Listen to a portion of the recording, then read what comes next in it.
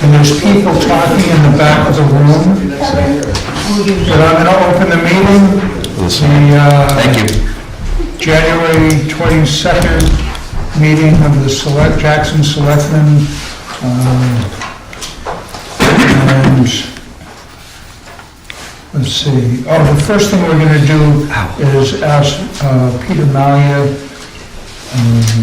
so as not to take up too much of his time.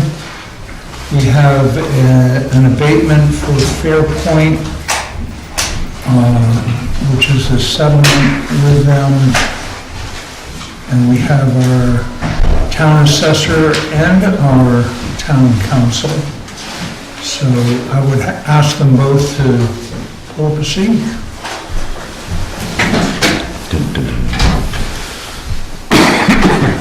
Good afternoon. How are you? Yeah, beautiful afternoon. Yeah. So, Jason and I are here because we have a settlement offer from Fairpoint regarding 4 tax abatement appeals that are currently pending in the Merrimack County Superior Court. Those are for tax years 12, 13, 14, and 15, Jason? Yeah.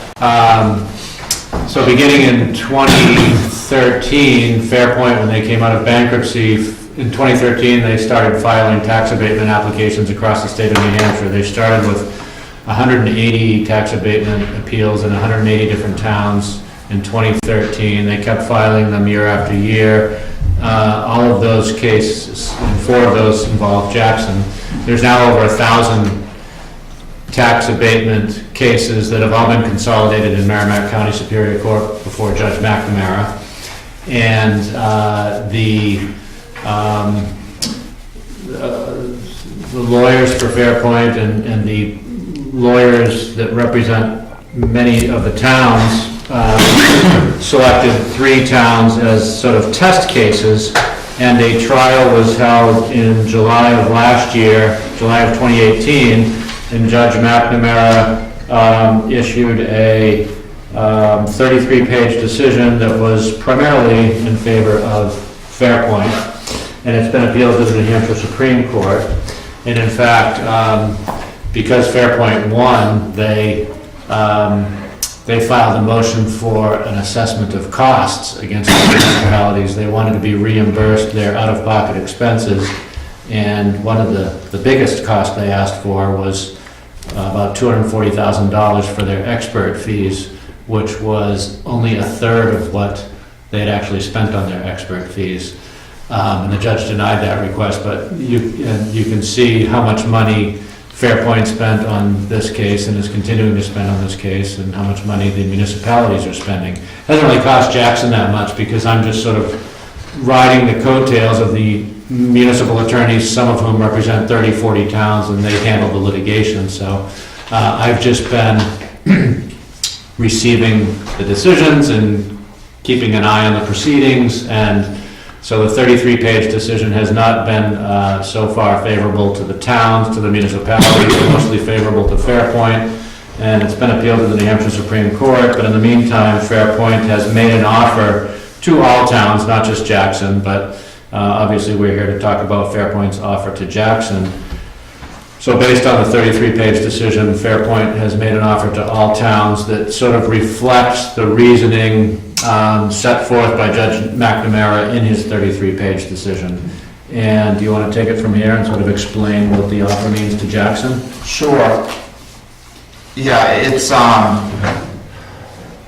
it may be important to note that the telephone poles and conduit is assessed differently than electrical poles and conduit. So we're dealing with kind of the same thing and kind of different, but for years, different towns got on board, and some towns have their official utility appraiser coming up with their Fairpoint value, and though that expert was one of the ones that was involved in the 3 test cases. And the 3 test towns were Durham, Hanover, and Belmont. And I've communicated with 2 of the two of those towns, their assessors, the guy, the poor guy in Durham, he's beat down over the whole thing and ready to make it all go away. The guy in Hanover, he's ready to fight to Supreme Court. And I think that kind of sums up, you know, that not everybody's decided yet. But, and some towns admittedly have a little more to win or lose in the case.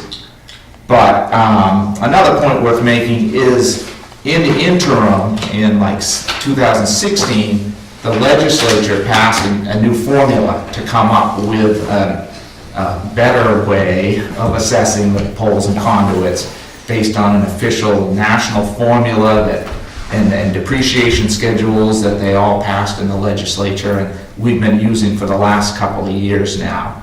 So, again, in the interim, before this decision was decided for years prior, the legislature and DRA came up with a new formula. So, as Peter said, we're only dealing with tax years 12, 13, 14, and 15. They have an appeal going forward for 16, 17, and 18. So, and lo and behold, the new formula comes out considerably more in the town's favor. I think that's why they haven't appealed the recent years, is because the discrepancy between what they think they should be paying and what they're being assessed is not worth appealing. Yeah, I think you're right. But, For the 4 years in question, there's a $21,950, actually there's a $24,389 refund that would be owed to them based on the court decision. They've offered a 10% discount, and that brings the refund down to $21,950. I don't know if you have a copy of this, but this is their settlement proposal, and you can see the 4 years in question, and we're talking about pole value, and we're talking about conduit, and then we're talking about use of the town's right-of-way, the right-of-way value. And so they've taken the pole value and the conduit value and the court accepted methodology for pole and conduit value, then the right-of-way value, the equalization ratio, and they've come up with what is owed based on the court decision, and they've subtracted 10% from that, and they've paid more than what is owed under the court decision, so they're seeking a refund of about, what, $22,000, which we both agree at this point would be appropriate to settle these 4 cases, make that refund, be done with these cases, and not be involved in this litigation anymore. Will this end it, or are they going to come back and try to get from 15 through 18? No, they can't do that because they've missed the deadlines, and they don't, like we said, the discrepancy between what they've paid and what they feel like they should have paid for those years is a lot smaller than it was for these 4 years. I talked to that lawyer today. I said, why didn't you appeal going forward after these 4 years? And he said, I didn't make that decision, but my guess is that it really wasn't financially worth appealing. although they probably did in some towns that were even a little more aggressive than the numbers we had. So the only thing we would recommend going forward is to amend the poll license that Jackson uses to add some language, which Judge McNamara said all towns should include in their poll licenses, indicating that the Fairpoint or their successor, Consolidated, I think they're called now, is obligated to pay not only taxes assessed for poles and conduit, but also use of the town's right-of-way. So we will, or I'll provide Julie with the notice for a public hearing, which you have to hold in order to amend the poll licenses in order to include that language. It'll be a pretty easy fix. And I think we'll be all set going forward. Yeah, and then we'll be able to add on a little bit more value back in for that. So then going forward, will this be consistent across the state, the values that we assess for the poles and conduit? I believe so. That should be I think everybody, every town I know is now using this DRA formula that they came up with. The only difference, maybe if some towns are being a little more aggressive on the right-of-way valuation. Even that, I don't think it's very significant. So I think everybody's using the same cost tables, the same depreciation tables, and the right-of-way, I think will come out pretty much. And so, fairly uniform. when they're on poles with, say, the co-op, we're gonna deal with the co-op separately. Yeah. They pay the co-op for using the pole and, They're officially, the electric company and the telephone company, I think, each own half the pole. yeah, And the electric company gets billed the utility tax rate, and on the utility side of it, yeah, we've been using the DRA values here for years. Some towns, again, are using a hired gun who might have more substantial utility assets, like a hydro, like a generation plant, like a big substation, or Seabrook or something like that. that's not gonna happen here. No, I don't think so. Not like that. So you think this is a pretty fair settlement? It's what, and most of the other towns that I've talked to have said, we thought we might fight it, but again, it's a few years. And it is based on the decision, like it or not, different parts of the decision, they might poke a few holes in it at Supreme Court, but it's unlikely that the Supreme Court is going to completely overturn this other case. They might tweak some of the values a little bit and say, oh, that depreciation schedule was a little too aggressive, or the floor should have been 25% versus 20%. Maybe, but it's fairly unlikely. But that should even out over the years. And especially with the new formula in the interim, Yep, I'd be surprised if many towns end up pursuing it all the way through to the Supreme Court. With the cost I think it's fair because it's based on Judge McNamara's decision, and he heard from the experts, and he made his decision, and this offer is based on his methodology and minus 10%, so a little bit of a discount. I guess by settling now, you run the risk that the Supreme Court disagrees with Judge McNamara, completely overturns it, agrees with the town's expert, and in which case you probably could have gotten away with paying less or maybe giving them no refund at all. You could wait it out. It's going to be years of more grinding through the New Hampshire Supreme Court, and probably, as Jason said, unlikely, I think, that they'll disturb Judge McNamara's decision too much. They might tweak it a little bit, but I don't think it'll change much. I think it makes sense to probably settle these 4 cases now. Not a huge sum of money over 4 years. Be done with it and move on. Correct our poll license to contain the magic language that Judge McNamara said we should have in there, and move on.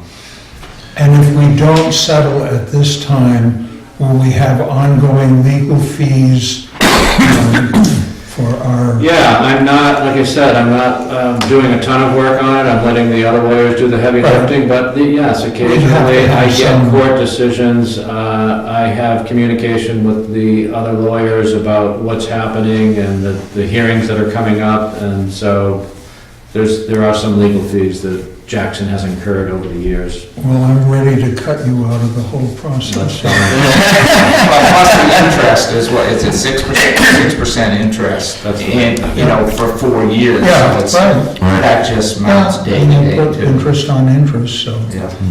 Yeah. Okay, well, I would entertain a motion to accept Fair point. this proposal.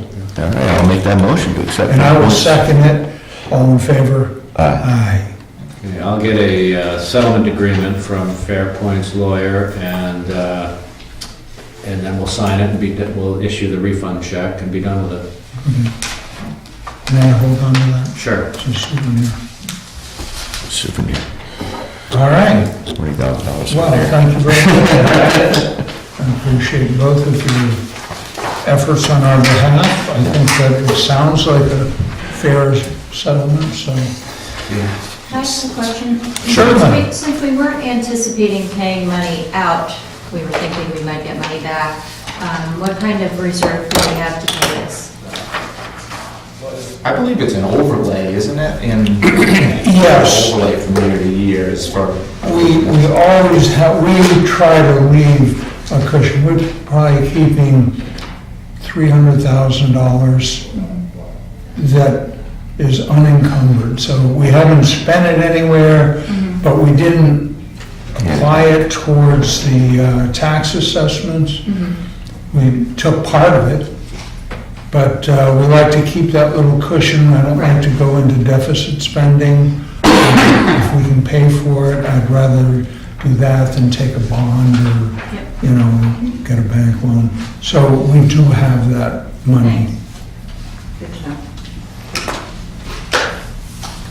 All righty. What's that? Thank you guys for coming. Yeah. Good to see you. Yeah, you No idea the workings that go on behind stuff like this. I got oodles and oodles of spreadsheets and calculations and, Sounds like fun. not exactly. Any more than that? You don't want any more than that. You don't want any more than that, trust me. And what was the 10% off? It's just kind of a discount because Settlement discount, it's yeah. kind of a settlement. That was nice of you. Well, and there's more stuff beyond Yeah. it too. I mean, their inventory has improved over the years, so I think they're being reasonable. Yeah, They're trying to get these cases over with as well, to the extent Yeah. possible. right, they'd like it to be over, get the money they can. Yeah. And of course, the company changed hands in the interim too, from Fairpoint to Consolidated, so I would imagine they're just trying to get it all done. All right. Thank you. Okay, thank you.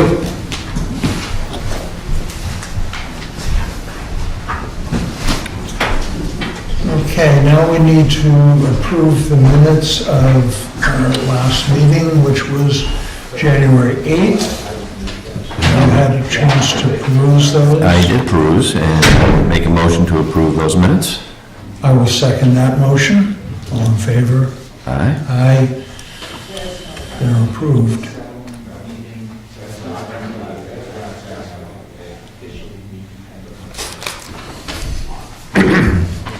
Now, are there minutes from the budget hearing? Yeah, they should be in there. I haven't seen Okay. those, that's why I was gonna ask. Julie, what? I haven't seen those yet, Oh, you haven't? no.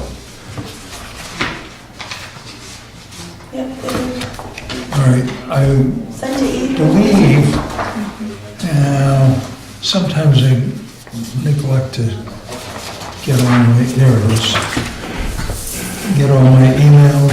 You can hold off till the next meeting if you want to. I don't think there'd be anything. Yeah, I'm gonna put it off just because I'd like a chance to read them. Okay. But I'm gonna leave that copy with, That's an important set to read, really. Yeah. maybe if you get a couple of copies, put them in our boxes, we'll be able to look at them. Thanks. I think that's appropriate rather than just go in blind. Okay, put off When did those come out? later. Last week, No, I missed them. you do? Yeah. Well, we sent them. Sometimes I see one, but I'm like next to it and it's, They were sent together, so. yeah, we went that's probably what happened. Would you like the update on the action items? Oh, well, thank you, sir. Here, go ahead. I have 3 copies of that. There are no action items pending. We do have a selectmen's meeting on February 5th at 3:30, followed by the second budget hearing, which, is the last day that petition warrant articles can be submitted. Our next selectmen's meeting is February 26th, 3:30, right here. Tuesday, March 12th, town election day at the Whitney Center. Thursday, March 14th, town meeting at the Whitney Center at 7 PM. The election day will be 8 AM to 7 PM on the 12th. The town meeting on the 14th will start at 7 PM. And then the next selectmen's meeting after that is March 26th.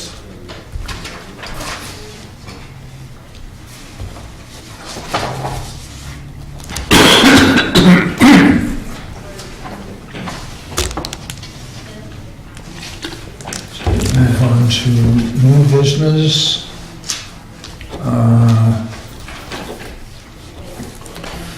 Trustees of the trust fund, dear trustees, the Board of Selectmen are requesting the following withdrawals from the trust funds as indicated below. $6,828 from the Highway Truck Capital Reserve Fund 0048 for a sales order, which I have here, 5210550-S3 dated 1/15/19. I believe that is for a new plow for number 3 truck. How much was it? I will second that. All in favor? Oh, I'm sorry. I'm sorry. I was asking a question, didn't make my motion. What was that? How much was it for? $6,828. I'll make a motion to accept that withdrawal or sign that withdrawal from the trustee of the trust funds. I will second that motion. All in favor? Aye. Aye. Get you to sign that. I'm sorry. No worries. I'll turn up my amplifier so much. I'll Get squeeze some it. feedback. Squeeze. Who is that payable to? I know, that's right on the edge.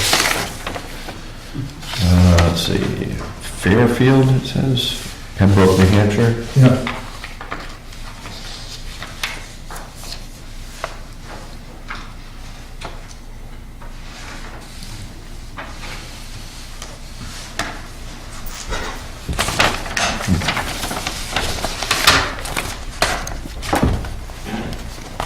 HP Fairfield.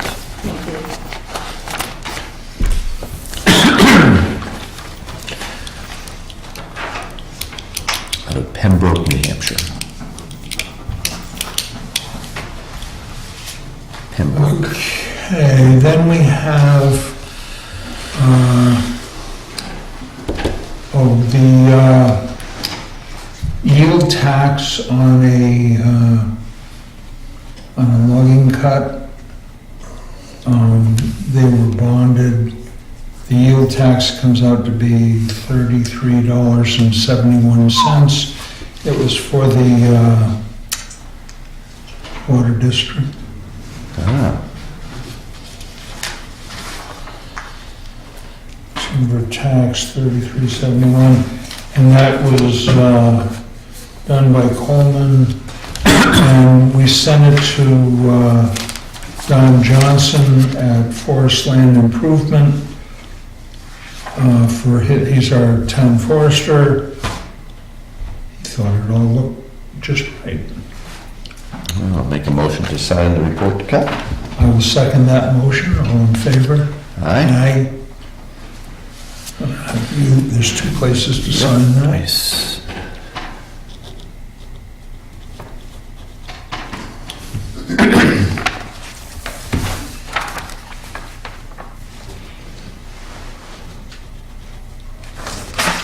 Sir?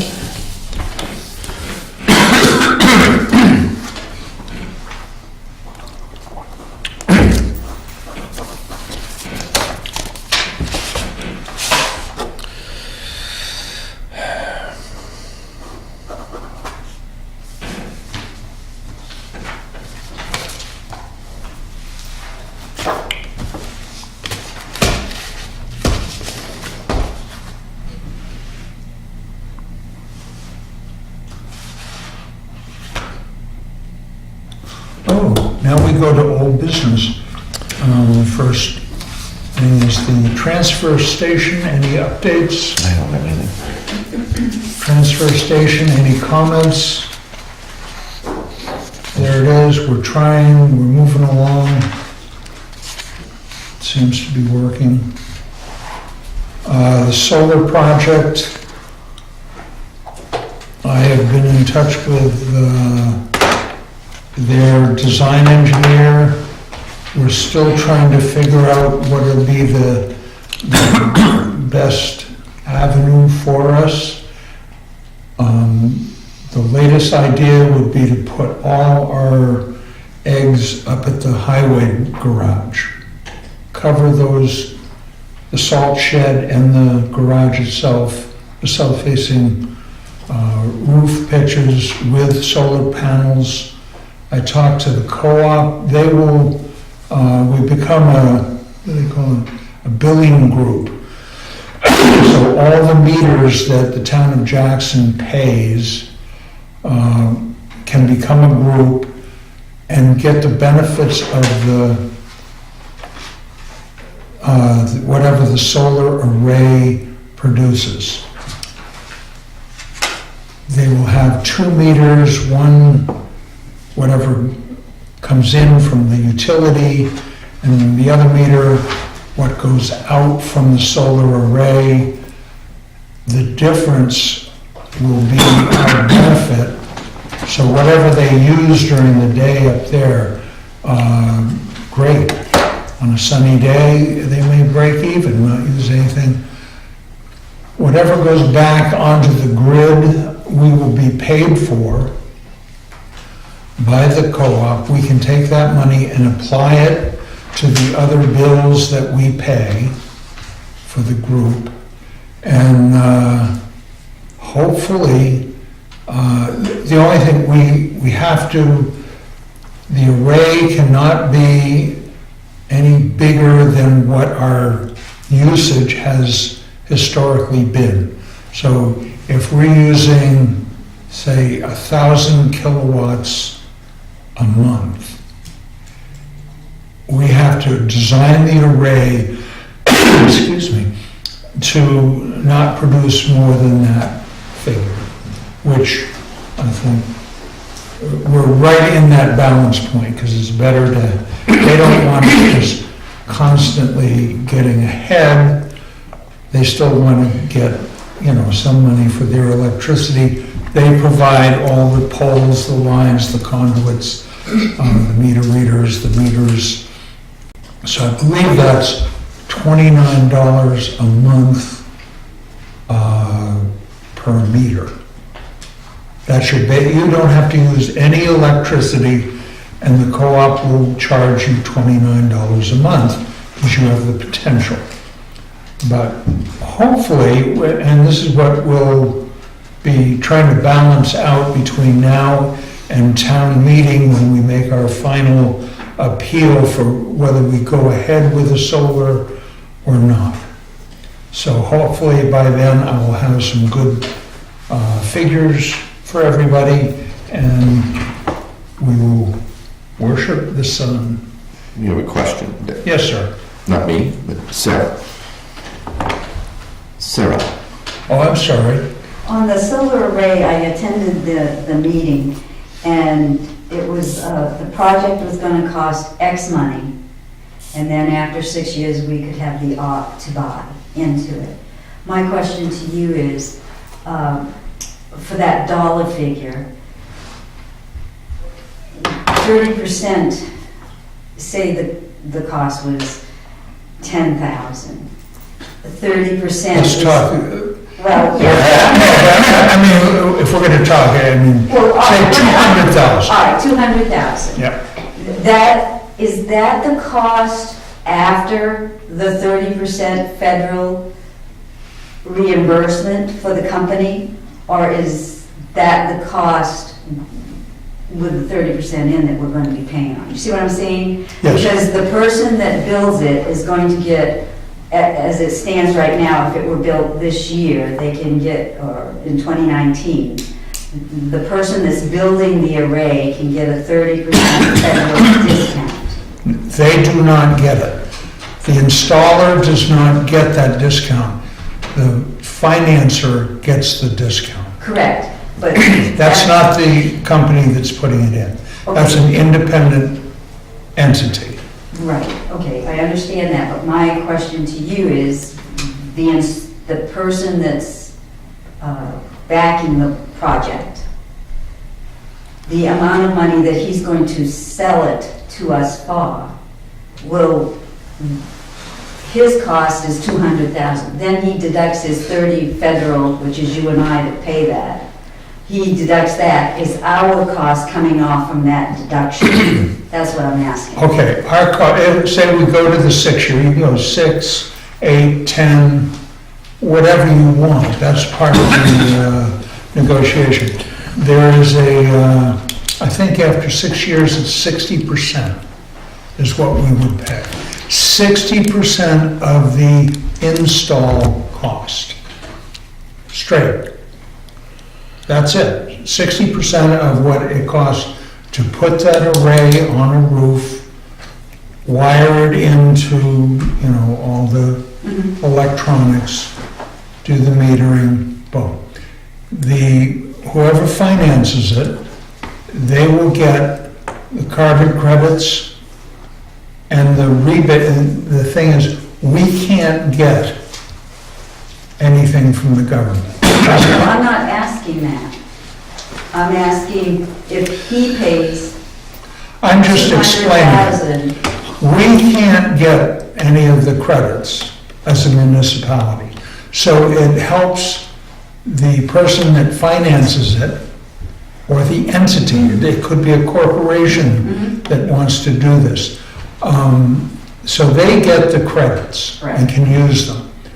We pay the installation cost, straight out. But not the materials?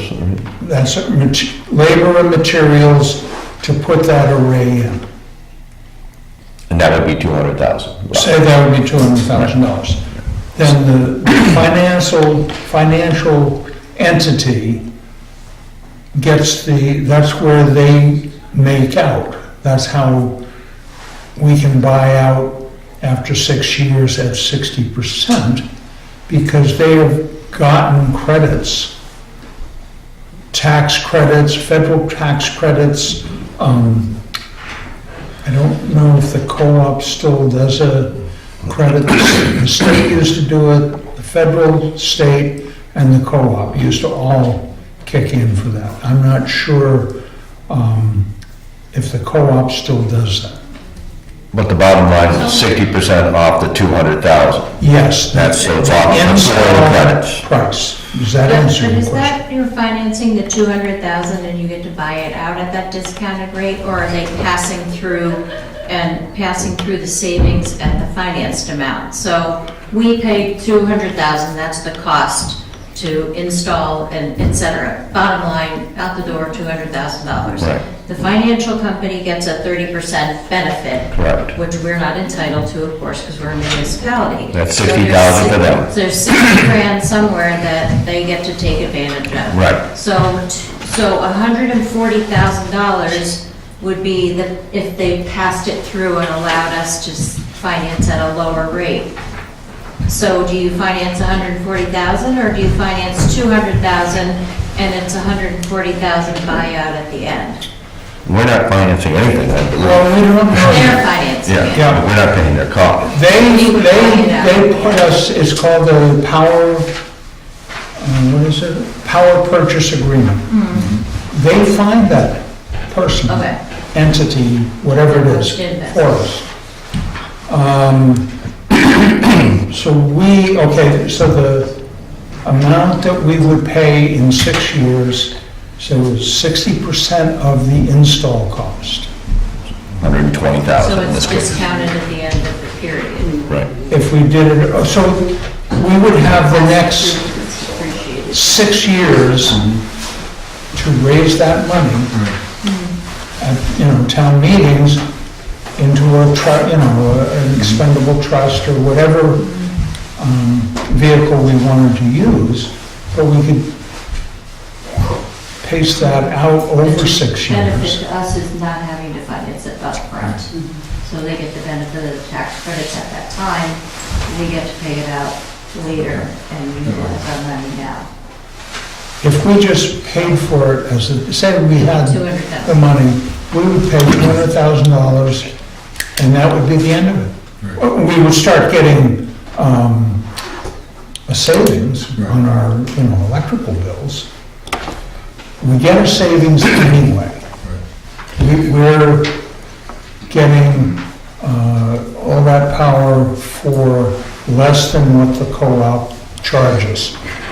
So you save some right away. After 6 years, say we do the buyout, then we save it all. I mean, not zero, but we would get all the savings from it. And this entity will have used the tax credits to their advantage, hopefully to finance some other solar project. And the So pay, is that, Yes. okay, and the payout, the break-even point was like 13 years or something like that, wasn't it? yes. Yep.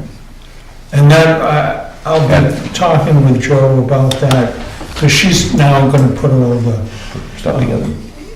well, they can only go through the paces so much, Right. Like, okay, we put the library, this building, the fire station, well, she really would like to get that down to, what's gonna be Concrete. reality. Right. So I talked to her yesterday, and, I said, we'd find out about that, and I said, our meeting in March, the town meeting, is when we really know that it's a go-ahead. Right. I said, right now, I've talked to the co-op will give us this group billing. So, the idea of putting quite a big array up there at the highway department, that way, the array goes in for less money. Because if you do it in each individual building, you have to do, all the electronics.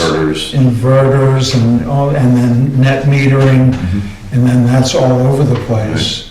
Or if we do it in one spot, it may be the better way to do it. We don't want to do it. I'll keep pursuing it. Okay, so. All right, then the budget, our printed budget will come out the first meeting of every month,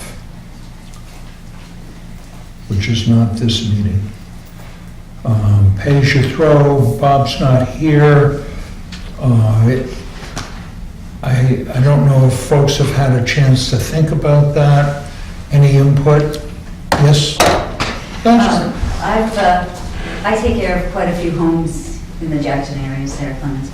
And I've spoke to some of my non-resident homeowners, and they really are a little bit upset that they got no notification of this. Even though they understand they have no vote, they don't feel they're even getting a voice because they haven't been told about this pay-as-you-throw program. And some of them have felt that it's kind of like a double tax. They are, they're not here all the time, and they're, being asked to purchase and so on and so forth. I just think that, I believe I asked at the budget hearing, you said that you sent out notification to the PO box holders only, or at least that's the impression I got. And I think that some of the taxpayers, even though they know they don't have a vote, they would like a voice. And they would have liked to have known that this is something that's being brought up at the March meeting. Okay, well, I can assure you that it's being brought up at the March meeting. Right. I don't know what the mailing list that was used was. I don't know myself. They just went in the mailboxes. In Jackson. So it was P.O. boxes, that's where it went out. Yeah. So it's pretty much an informational, it's on the website. Any of your homeowners that want to go on the website, they can find out about it. As far as double tax, so you figure if you're going to pay for a bag, and we're trying to balance that money to pay for the tipping fees and transportation, that's going to come off the tax bill. In other words, the overhead of the tipping fees and transportation will be paid for by We use it. the price per bag. We're trying to make that zero. In other words, we're not trying to make money on it, and we're just trying to make it so it covers the cost. So that will come right off the overhead for the town. So that'll reduce your, Also like a user fee, I mean, if you're throwing in 10 bags a week, you're putting a lot more weight, you're responsible for more trash than somebody who only puts in 1 bag a week. You should be paying, I mean, it's, we talked about scales before, B, and, you weigh trucks the same way, you do construction materials similar way. You could weigh it, or you could do it by volume, we're doing it by bags. And, if you have more waste, you pay more. If you don't have any waste, then you're not gonna pay anything. It's a user fee, basically. If you're not using it, if somebody isn't here 6 months of the year, they're not throwing away any trash. It doesn't cost them anything. Or if they come up in the summer and, have 3 bags a week because they got friends and relatives, and then they're gonna pay for it. That's kinda how we look at it, it's a user fee. And all that money, like Dick said, is going back into the general fund to reduce our bill. it balances the costs of hauling it up to Berlin.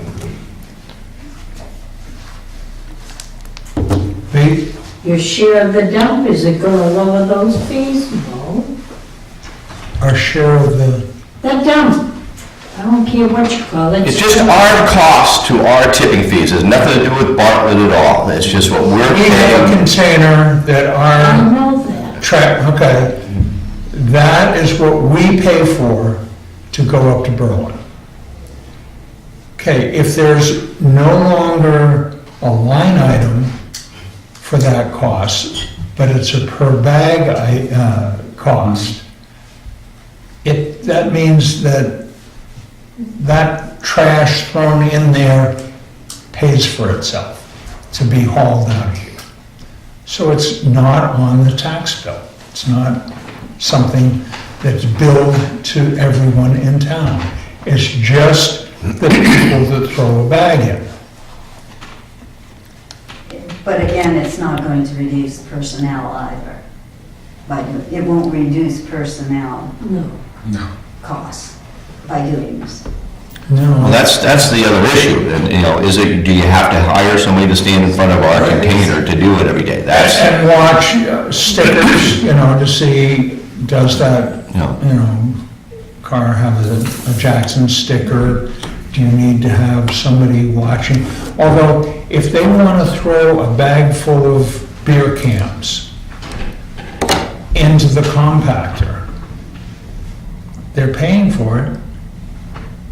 There it is, and we're, So how much are my tax bills gonna go down? How much is? we have no idea what the financial impacts are gonna be. Yeah, we don't know how much trash is gonna be recycled. We don't know, it's invariable that we, don't know until we actually go through the process. so So the flyer that I read talked about how much money it was gonna save.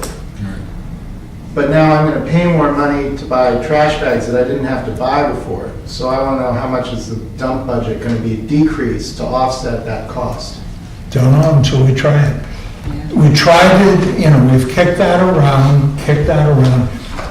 I don't think, because we don't know how much it'll incentivize people recycling. So in other words, if you've got to pay for a bag, say you pay $1 for a bag, you're going to be pretty careful in how much you put in there. If you can recycle, aluminum cans, tin cans, the various cardboard, you're really going to work at not putting it in that bag that you're paying for. So we don't know. I don't know how All we can go by is what other towns that have adopted this have told us, you know. They said it, you know, it was to their advantage. I don't think anybody has come back and said it didn't work out. So we can't come up with a price until we try it. If we try it, it's not cast in stone. If it doesn't work out, we won't do it. You know, if it just works out to be ridiculous, you know, it didn't save us any money. Everybody has got purple trash bags that they've paid for that, you know, didn't work out. I did look up, there are biodegradable bags. And I think one Yes, it was asked in the budget here, or the informative. was asked about In the meeting. the bags, and there are biodegradable bags available. Now, if we can get them for this process, I don't know, but we'll certainly look into it. And in the meeting in March, it's just a vote of confidence or no confidence in doing this, right? We're not mandating this based upon, you know, something we're gonna throw at everybody all at once. This is going to a vote, correct? Right, we're just gonna bring it up as an idea. If it's voted down, it's voted down. We're not implementing it without a vote of the town, and that'll happen In March. March 14th at 7 o'clock. I don't know what time the vote will be, but that's when it So will have this. it will be on the ballot, won't it? It'll be, Yeah. so that'll be the 12th. Well, Right. if it's on a ballot. Oh, that's right, I'm sorry, it will be on the ballot on the 12th, vote all day. Yes. The old library, I don't think there's any new, New old news? old business on the library. Still just looking for ways to use it to its best. It's a wonderful building, and let's use it. Public comment? B, Did you buy a new pickup for Jay? did I buy a new pickup for The Jay? town, yeah? Yes, Where'd you get money from? I didn't know we voted money for a new pickup. it was in the Capital reserve. fire capital reserve. Oh, that's nice. We provide transportation for everybody to come to work. Yes, sir. A question. Is it the fire chief's Oh, yeah. truck that he has in his possession 24/7? I don't think so. I don't think that's what it was bought for. I think it's actually split between highway and the fire. It isn't exclusively, it's just that the money was there. We wanted to get rid of the Ford truck that was fire because it's a problem child. Has a problem in the front end that never got sorted out. So it had a shimmy at 45 to 50 miles an hour, wasn't any good on the highway. We got pretty good money for it. It was time to move on. Yes? May I ask the question? It You're could going have been to. postponed until March so that it could have been brought forth to the townspeople at least. I know that the government has tried to condense everything down so that the selectmen have the powers to do things. Having some history here in Jackson since the 60s, it used to be what the town directed the selectmen to do on a line item was done. And now we understand that we can vote, we can suggest to you, although with a ballot vote it may be different, but at the town meeting, we can suggest where we'd like the money to come out. But the three selectmen, as the powers that be, can decide wherever they want to take it out of our budget. But like I said, having some history here, I feel when the town does things in this manner, it was never, I've attended pretty much all the selectmen's meeting, and it was never brought up at all about the dysfunction of the old truck and the purchase of the new truck. I mean, it never came up under old business, new business, or any business, or even from the liaison from the town highway department or fire department, that we're having trouble with a truck. And we feel that it's time, because we have money in our capital reserve fund, that we go out and purchase a truck rather than wait until March. To me, that's transparency. That's telling me what you're doing with my money and everybody else's monies that is raised by taxes. To have someone see it go down the highway and then come to this meeting and say, oh, we purchased a new truck, I have to say, it kind of disheartens me. I feel that we have liaisons to every department. If this has been a problem for so long, then I question all three of you selectmen. Why wasn't it brought up so that the people that do come to these selectmen's meetings could have a little input? Not that you're going to do what we suggest or whatever, but at least we would have some input. It would be out in the e-news. People would know what our selectmen are doing with our money. That's just an observation. Thank you. I would just say that, let's see, it's a 2018 truck, so it's last year's model. It was a very good price. It was actually, this truck was substantially less than what the 2019 model year truck would be. So by buying it, then we saved quite a bit of money. Okay, I'm just explaining. You made your point, I don't want to get into a back and forth. Yes? Can I ask a question? What is the process of purchasing something, like the bidding process or the negotiation process?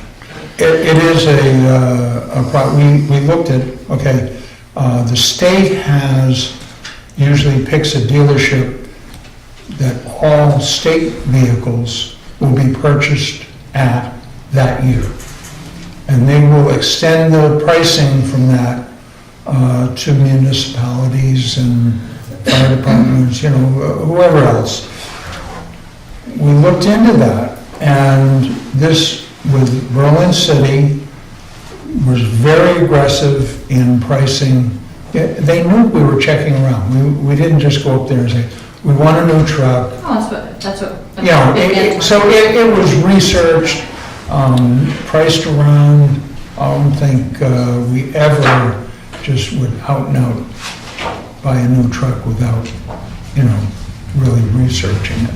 So they gave us a great, and I think it was a $12,000 trade-in for the old truck, which I was very happy to get rid of. I mean, it was just, it's one of those things, it's a problem child. Yeah, I think to Sarah's point, that would be really interesting for us to know that there's a different bidding process, because when you think of government bids, you think they have to go out, you have to go out and, and get 3 bids or whatever for a contract of sorts. So knowing that, for example, we heard during the meeting a check was cut to Berlin Auto City for this amount, and that's all we heard. So if we had heard that we went to the government dealership that was authorized, we negotiated, we got a fair trade value that we were expecting to get X number, anticipated repairs might have been this much, and then we decided this was where we moved it, and it could have been a really simple conversation that just would have given us a little bit more education on the process that goes through,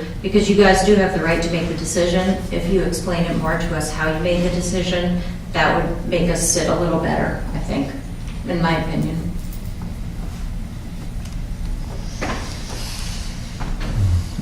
I wrote it down so that I have to do that now. I'm old enough. Let's see. Hold on.